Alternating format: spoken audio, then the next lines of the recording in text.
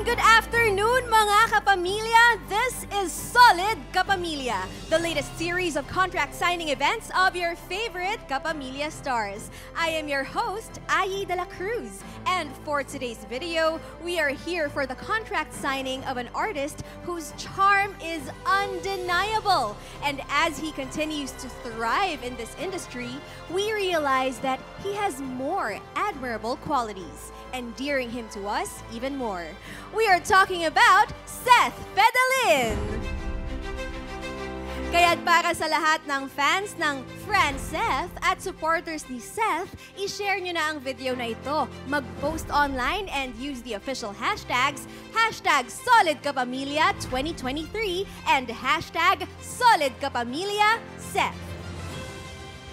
Already waiting for Seth is his management team, Mr. John Ling.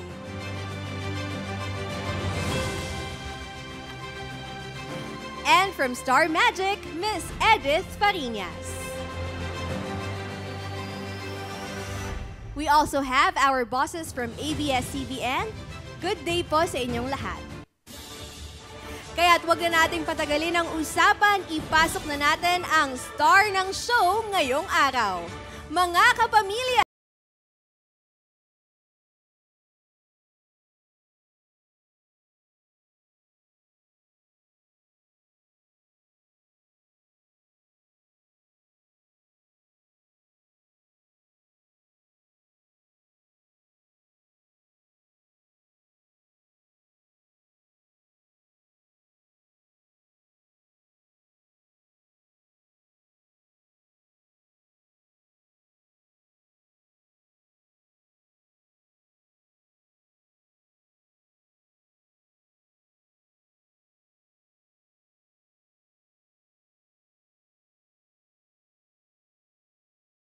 Dreamer na naging official housemate dahil sa isang task. At ngayon, gagawa ka uli ng kasaysayan with your network contract signing. Anong tumatakbo sa isip mo ngayon, Seth?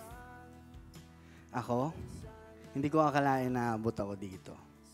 Alam po yan ng mga bossing na nang simpleng bata lang ako na nangarap. Tapos siguro, narinig ng Panginoon yung kahilingan ko. And hanggang ngayon, sa awa ng Panginoon, andito pa rin ako sa bahay na pinangarap ko. Yeah. Oy, talagang andun pa rin yung pag-abot ng mga pangarap mo at nandito kami sa pagtupad ng iyong mga pangarap, Seth. Ngayon naman, gusto namin malaman, para sa'yo, ano ba ang kahalagahan ng pagiging isang kapamilya? Ang kahalagahan ng pagiging isang kapamilya dapat membro ka ng pamilya. Trabaho to, pero hindi nakikita ng karamihan tao. Kami po, para po kami nasa bahay dito. Ako, minsan hindi ako perpekto. Nagiging madalas, hindi ako perpekto. Tao lang din po ako. At andyan po ang managers ko, Star Magic, Direk Lorena, Tita Cory, Sir Mark, Sir Carlos, sa lahat po ng bossing ng ABS na patuloy na niniwala sa akin. Ang dami kong pinagdaanan na akala ko hanggang dun lang ako. Pero hindi. Hindi ko hinayaan. Nagsikap ako, inaral ko yung gusto kong maging at hanggang ngayon natututo pa rin ako. At syempre yung mga tao nasa likod ko, sila talaga yung naniwala sa akin.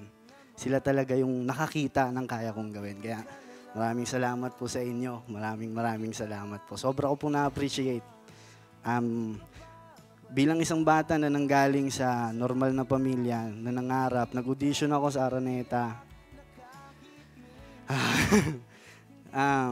Nakita niyo po ako, binigyan niyo ako ng tsansa. Kaya maraming salamat po. Yung bahay po ng magulang ko ngayon, pinapagawa na ho sa awa ng Panginoon. Dahil po sa inyo yun, isa kayo sa mga rason kung bakit ko napagawa yung bahay ng magulang ko.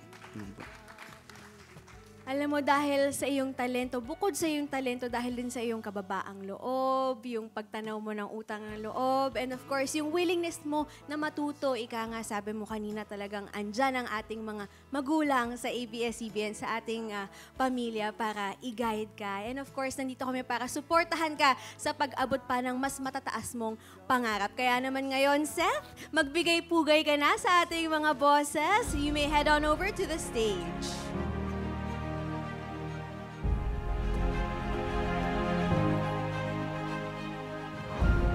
Ngayon po ay bumabati muna si Seth sa kanyang management team and our dear ABS-CBN bosses na tulad nga ng narinig natin kanina, lubos ang kanyang pasasalamat para sa kanila sa pagbigay ng oportunidad sa isang simpleng kapamilya natin na nagsimula sa PBB. So Seth, once again, congratulations! At ito na ang moment! Pwede ka nang pumirma! Go ahead, Seth!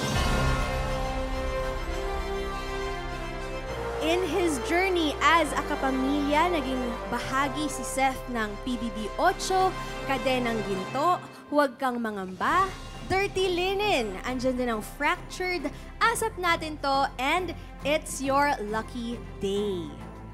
At ngayon ay nakikita nating pumirma na si Seth para sa mas marami pang proyekto kasama ang Kapamilya Network. Congratulations, our solid kapamilya, Seth Fedelin! Now, Seth, meron kaming inihandang maliit na sorpresa para sa iyo.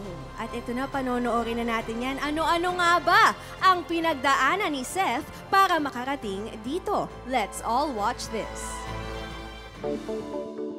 With his humble beginnings, Seth was constantly facing challenges in life.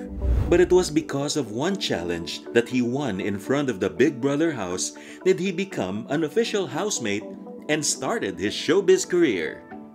Salamat po sa lahat. Asahan niyo po yung magiging mabuting housemate sa loob. Salamat po.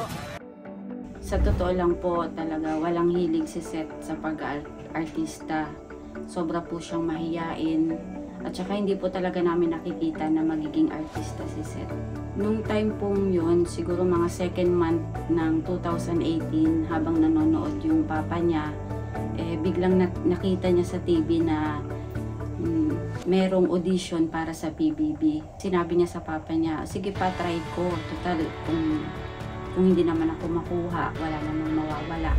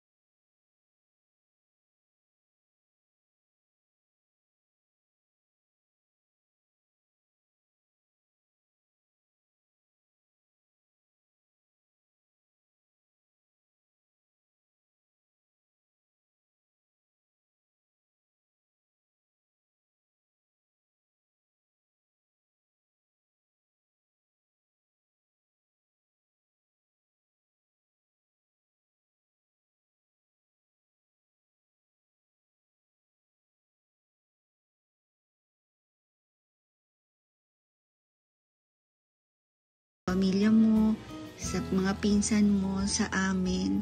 Alam kong pag sinabing family ay hindi lang yung mami at daddy mo at ang iyong mga kapatid. Talagang kasama ang mga titos, titas, and cousins. Salamat, and we appreciate you from the bottom of our hearts. Hi, Seth!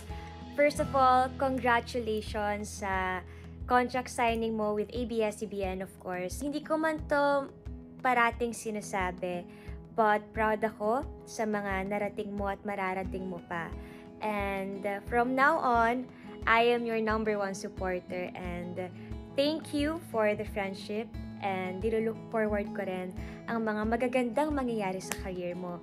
At alam ko namang magagawa mo yon at mararating mo yon because you're in good hands kasi nasa ABS-CBN ka. So yun, congrats again, and I'm proud of you. Mwah! Congrats, Kuya! Proud kami sa'yo sa lahat ng narating mo. Thank you din sa lahat ng binigay mo sa akin at ginawa. At dahil doon, pagbubutihin ko yung pag-aaral ko. Kuya, sobrang proud ako sa'yo. Hayaan mo, onti na lang. Matutulungan na kita. Yun lang, mahal na mahal kita. Love you, Kuya. I love you. Seth, anak, congrats sa napakalaking blessing na dumating sa'yo. Super proud kami ni Daddy para sa iyo. Nandito lang kami, nila Daddy, ni Pierce, ni Sophie, na lagi kang susuportahan. At syempre, #1 fans mo kami. Lalo na ako, anak.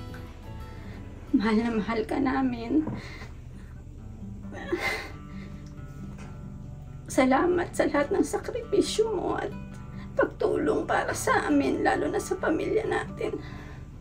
From a simple pool boy to one of the network's golden boys, we are proud of the young man you've become. Solid kapamilya, Seth Fedelin. Yes, we are so proud of you, Seth! Congratulations sa iyong pag-sign ng contract. Ngayon, habang pinapanood mo yun, napapansin ko, naiiyak ka, napapapalakpak ka, tumatawa ka. Ano nga naiisip mo ngayon after watching that? Kasi ako po, yung ngayon na, yung mundo ko pa rin po, kung ano yung mundo ko, yun pa rin po.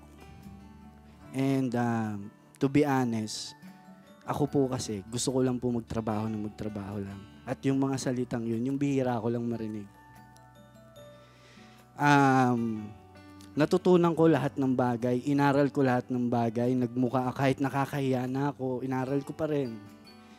Kahit na drive ako, taping, ako lang mag-isa, kinakaya ko yun. Para masabi ko sa sarili ko talaga kung anong meron ako lang, lahat to, pinagsikapan ko. And yung mga salitang yun, yung hindi ko masyado naririnig dahil hindi nila nakikita na napapagod ako, na nahihirapan ako, na nai-stress ako, na iniisip ko kung anong mangyayari sa akin bukas. Hindi ko po pinapakita yun, especially sa mga kamag-anak ko, sa pamilya ko, hindi. Dahil ayokong makita nila. At ayoko, #1 na sinasabi ko sa magulang ko, ayokong sabihin sa akin ng magulang ko na, "Nak, huwag ka na mag-artista, hindi mo kami obligasyon." Dahil gusto ko itong ginagawa ko. Sabi ko lang sa nanay ko, huwag mong sasabihin yon dahil pasensya na, ganito mo ako pinalaki. Wala kang magagawa, ganito akong anak. And yung mga kapatid ko, lagi kong sinasabi, pag wala ako sa bahay, kayong bahala dyan. Kayong, yung sa utol ko, kay Lawrence, pag wala ako dyan, ikaw sagot mo sila Papa, sila Ermat, kapatid ko. Napanood ko po kila Miss J, kay Tito Pen na unang nag-workshop sa akin, na pinagtiyagaan ako 8 oras. Maraming salamat, Tito Pen. Kay Miss J na sa Dirty Linen, halos lahat po sila naging malapit sa akin, naging guru ko po. Tinuruan ako ng mga tamang desisyon sa buhay base sa mga karanasan po nila. At ang dami kong napulot na aral doon. And gusto ko na rin pong sabihin na maraming salamat din po. Maraming salamat. Hindi man po, alam ko po, hindi po ako madalas na nakikita po dito sa building ng ABS. Opo. And basta pangako ko po na pag nagkasalubong po tayo, babatiin ko po kayo. Palagi po. Dahil magiging totoo na po ako. Hindi ko po kaya gawin lahat ng pangarap ko kung wala pong tulong nyo. Magiging totoo na po, kaya malaki pong pasasalamat. Sobrang laki pong pasalamat. Binago nyo po yung buhay. Nakakala ko hanggang dun lang. At syempre sa mga kapamilya po na mga humahanga po sa akin, nagmamahal sa akin, gusto ko pong magpasalamat na hanggang ngayon po andyan pa rin po kayo. Yun po. Maraming salamat. Spoken like a true, solid kapamilya. Pero alam mo, may isa pa kaming sorpresa para sa'yo, Seth. May magbibigay ng bulaklak. May special guest kaming inimbitahan. Sabi niya kanina siya raw yung #1 supporter mo from now on, Sabi Seth. ko na Please welcome our special guest for today. Pasok! Sino kaya ito?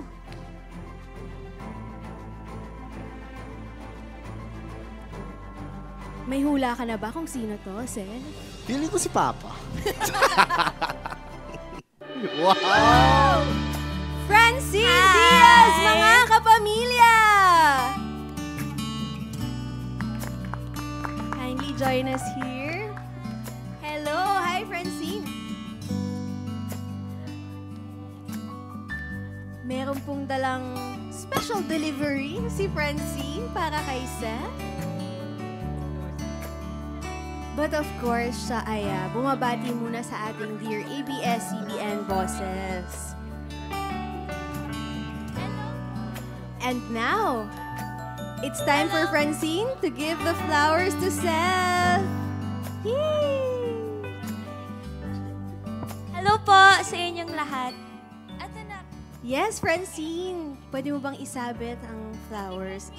Happy graduation daw! Thank you so much, Francine, for being with us. Thank you din po. Actually, akala ko nga hindi ako makakaabot. Pero I am very glad na nakarating po ako and it's so nice po na makita kayong lahat ngayon. Yes, maraming salamat din for your beautiful message for Seth.